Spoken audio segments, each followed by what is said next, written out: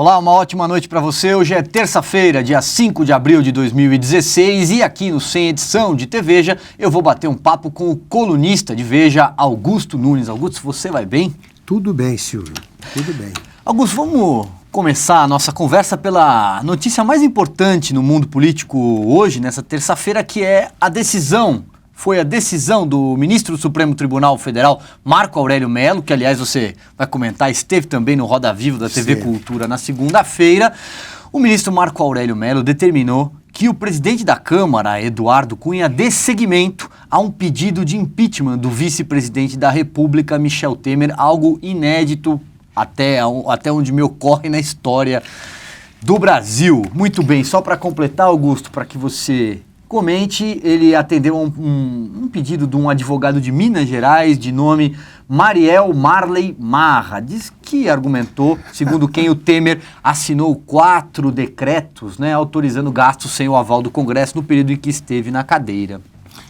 Olha, Silvio, como se o Brasil estivesse precisando de mais complicações. Pois né? Eu até comentava com você que o ministro Marco Aurélio Mello, com uma só canetada, ele produziu 3 ideias de hospício. A primeira é o impeachment do vice. Não existe no Brasil em lugar nenhum. Segundo, ele confiscou o poder de deliberar sobre o impeachment do presidente, ou qualquer tipo de impeachment no executivo, na cúpula do executivo, ele confiscou isso aí, porque essa é uma atribuição, pedidos de impeachment são aceitos ou não pelo presidente da Câmara. Claríssimo. Atribuição dele, né? Claríssimo. E ele também caiu numa contradição estranhíssima. Ele ainda diz que as pedaladas comprovadas e criminosas aí da Dilma Rousseff não configuram um argumento legal que justifique o impeachment. Ao mesmo tempo, ele pega pedaladas que não existiram, esse negócio do Temer aí, só ele viu alguma pedalada, do jeito que está assinando coisas decididas pela presidente, se é que assinou. Bom dizer, né, Augusto, que a presidente viaja, né? A presidente viaja, claro, o vice assume. E tem ali uma pilha de papéis para assinar, e ele assina, que foram revisadas pela Casa Civil. Agora, ele acha que o Temer deve ser julgado, portanto, pode ter cometido crimes, e diz o contrário com relação a Dilma. Eu acho, então, que o Brasil, com essa canetada, ele acabou criando outra brasileirice, que é a figura do juiz sem juízo. Pois é. Vamos pegar alguns pontos aqui para a gente continuar no assunto, Augusto. Eu separei aqui um trecho do regimento da Câmara que trata da questão do impeachment, o parágrafo 2º do artigo 218. Recebida a denúncia pelo presidente, verificada a existência dos requisitos de que trata o parágrafo anterior, será lida no expediente da sessão seguinte e despachada a uma comissão especial eleita, da qual participem, observada a respectiva proporção, representantes de todos os partidos. É daí que trata, mas no começo, recebida a denúncia pelo presidente, ou seja, é uma prerrogativa do presidente da Câmara, Eduardo Cunha.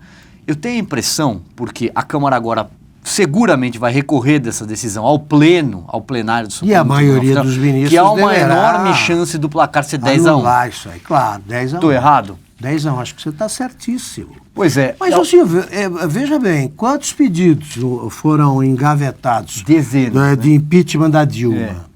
Vários foram recusados. Demorou. O Brasil esperou bastante tempo para que emplacasse um pedido, do Hélio Bicudo, da Janaína e do Miguel Reale. Agora, e os que foram recusados? Por que o Marco Aurélio nunca se manifestou sobre isso? Por que ele não disse que, pelo menos, já que ele não era o ministro que decidiria o caso, não foi provocada, né? Exato. O Supremo não foi provocado, como eles dizem. O Marco Aurélio poderia pelo menos dizer isso em entrevistas, porque ele nunca se nega, o que é bom, a conceder entrevistas. No Roda Viva de ontem, Ele, por exemplo, diz que continuam prendendo demais na Lava Jato, continuam exagerando, né, nas prisões para que se consiga delação premiada. Ele continua falando sobre tudo, e coisas erradas. E agora fez mais essa, a troco do quê? Tem uma frase excelente do ministro Gilmar Mendes, e daí a gente já começa a imaginar, pelo menos para onde um dos integrantes da corte deve ir quando isso chegar ao plenário, que é a seguinte, Augusto. Abre aspas, com a palavra ao ministro Gilmar Mendes. Eu também não conhecia impeachment de vice, mas o ministro Marco Aurélio Mello está sempre nos ensinando. Eu acho, olha, que é o protagonismo do Supremo está indo longe demais. Né? O Supremo está se achando, não sei quem comentou isso aí, mas está se achando o Exército durante a ditadura. Delibera sobre tudo, falam sobre tudo. Eu me lembro, Silvio, que quando eu trabalhava na Veja, na minha primeira encarnação na Veja, que foi durante a ditadura, a gente sabia o nome dos generais, todos que compunham o alto comando do Exército. Eram 12, se não me engano. E quem iria subir, quem tinha chances, quem seria preterido. Agora é com o Supremo. Todo mundo sabe. Né? Todo dia tem pelo menos umas 3 manchetes. Todo dia. Cuja frase, o que começa com a opinião de algum ministro do Supremo sobre alguma coisa. Não, né? Por exemplo, o Teori Zavascki fora do pleno, diz que né? o juiz não pode ficar sob holofotes. Ele é manchete todo dia. Todo santo dia. Todo dia ele produz alguma coisa que o pendura na manchete dos jornais. Então, isso aí é holofote ou não é? A verdade é que a lei 1979, de 1950, não trata de impeachment de vice. Isso é bom que a gente deixe bem claro. Mas né? tem sentido, quer dizer, vamos fazer um raciocínio, vamos seguir a linha maluca do raciocínio. Essa ideia vinga e a Câmara decide julgar o Michel Temer e pune o Michel Temer. Perde o mandato. Aí nós teremos a Dilma como presidente sem vice, punido por pedaladas. Quer dizer, o Brasil precisa fazer um pouco mais de sentido. Seguramente. Ô Augusto, bom, um outro, na verdade o mesmo assunto, continuamos falando de impeachment, mas agora vamos falar do legislativo, do que ocorre dentro do Congresso Nacional e não palavras e decisões de integrantes do Judiciário. Amanhã, o relator do impeachment na comissão, né, deputado Jovair Arantes, do PTB de Goiás, vai apresentar o seu parecer, Augusto. As coisas estão andando rapidamente. Muito céleres. Tudo indica, Augusto, que ele deve seguir o riscado e determinar a abertura do processo, né? Votar pela abertura do processo. Bom, a partir daí passa-se todo um rito, né? A tendência é que haja um pedido de vista coletiva para que todos os deputados tenham tempo hábil para examinar esse parecer e depois ninguém sai reclamando, olha, eu não li, eu não conheci o texto e etc e tal. Depois disso, na sexta-feira, o início da discussão, né?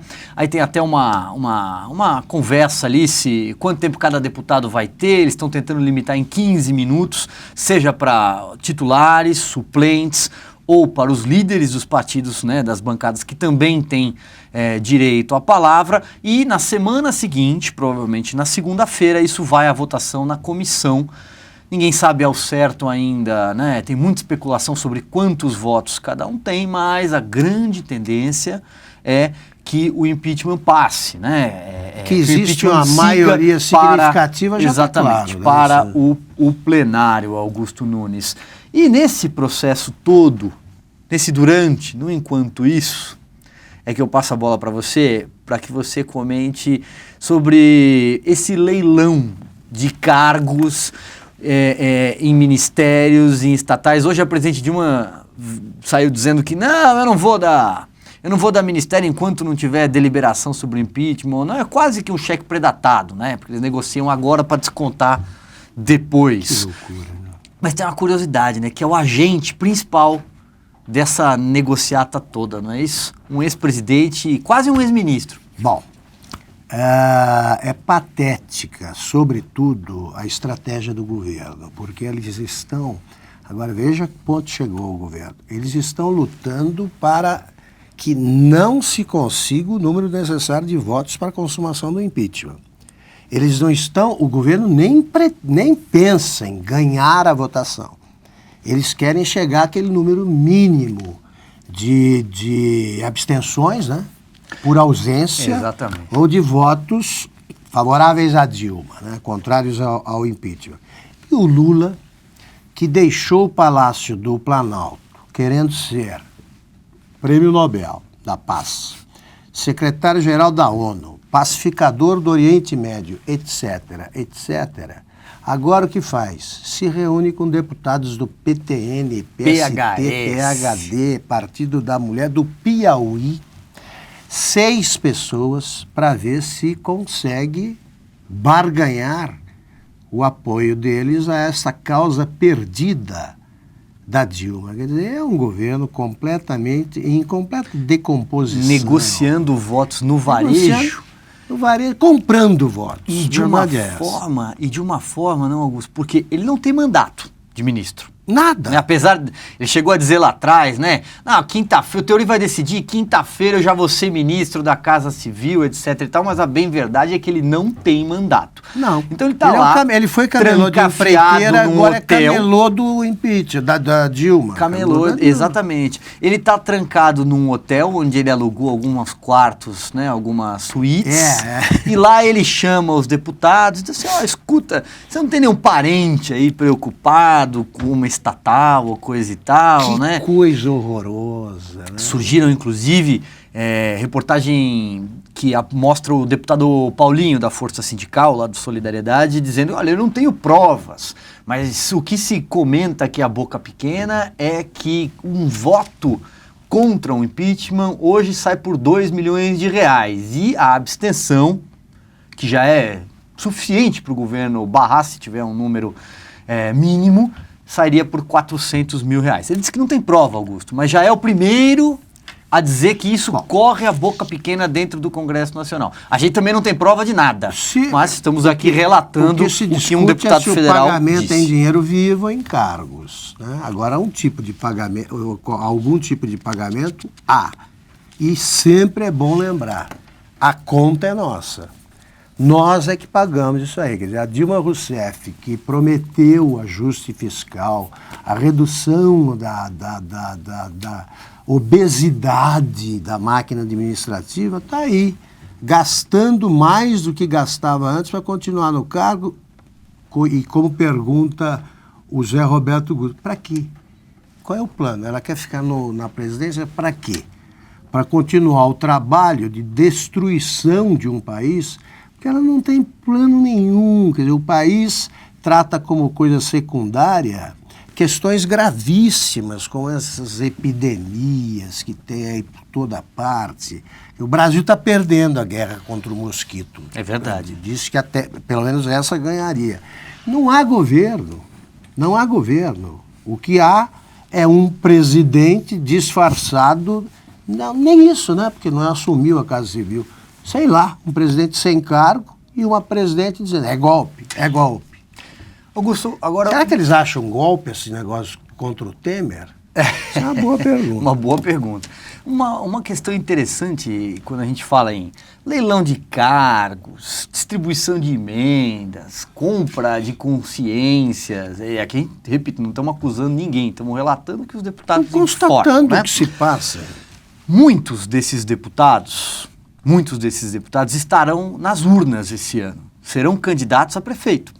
Ou terão de eleger prefeitos que os apoiem. Os seus prefeitos nas suas bases. É a eleição fundamental. Eu já fiz essa pergunta a você em outros programas, mas eu repito porque eu acho que esse é um ponto que é interessante a gente sempre lembrar, né? Até porque, para que as pessoas cobrem dos seus deputados, os eleitores cobrem para quem votou, de quem votou.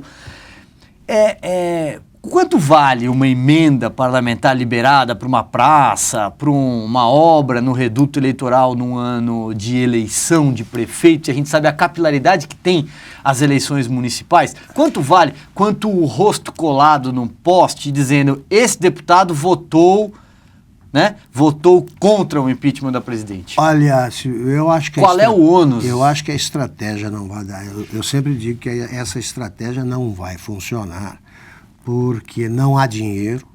E em havendo, as cidades que receberem, elas vão pegar esse dinheiro e votar contra o governo, porque o povo está contra o governo. Eu te dou, hoje, eu acho que é no Estadão, eu li que, se eu não estou enganado, 2/3 dos prefeitos do PT em São Paulo... 24 prefeitos, são mais de 30%. Mais 30%. E mais de 30% também, quase 35%, também 34% dos vereadores. Dos vereadores. Saíram do partido para que tenham alguma chance de se reeleger. Então isso aconteceu, o caso do prefeito de Taquaritinga. Uhum. Está paralisada uma obra lá, que era a restauração de um cinema, um prédio antigo e tal. Isso aí está parado há 1 ano e meio. E eles devem prometer a volta disso. O que vai fazer o prefeito? Não é malandragem. Na própria região... Ele pega isso aí, continua só, agora ele vai voltar ao PT. Na própria região metropolitana de São Paulo tem casos do prefeito de Osasco, do prefeito de Carapicuíba. São cidades com histórico de governo do PT. Carapicuíba, salvo engano, são 8 anos aí de PT. Os prefeitos deixaram o partido... Porque é tarde. Para não carregar. É tarde. Isso aí poderia ter funcionado se viesse antes. Agora é tarde. É uma medida desesperada e os prefeitos já tomaram posição. E mais, temos que pensar nos deputados. Os deputados ainda vão enfrentar as urnas. Eles acham que a entrega de